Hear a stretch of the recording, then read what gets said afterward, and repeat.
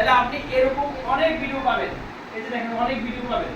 তাহলে আপনি এখান থেকে ভিডিও দেখে আপনি একটা আইডিয়া পাবেন না? আপনি 10টা ভিডিও দেখে আপনি নিজে একটা ভিডিও বা একটা আইডিয়া নিয়ে আপনি কাজ শুরু করতে পারেন। ঠিক আছে? তাহলে আপনারা কি করবেন, জাস্ট কি করতে চান এটা দিয়ে আগে ইউটিউব থেকে একটা ধারণা নেবেন।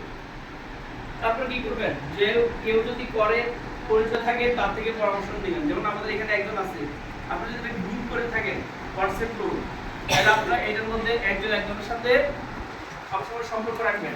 গ্রুপ আছে? এই তো গ্রুপ আছে। তাহলে এই গ্রুপটা কিন্তু এখন কাজে লাগে। কি গ্রুপ এটা? WhatsApp group.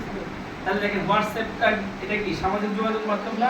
এটা যোগাযোগের আপনার একটা গুরুত্বপূর্ণ মাধ্যম।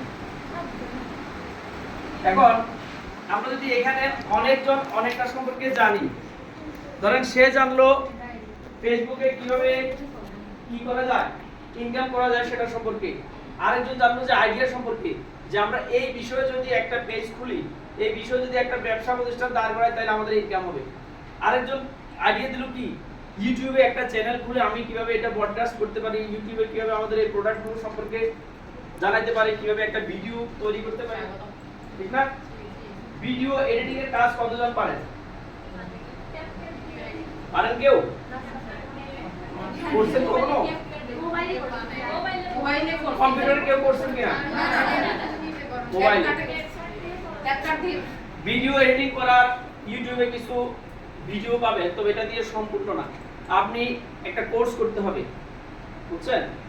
এটা কোর্স করলে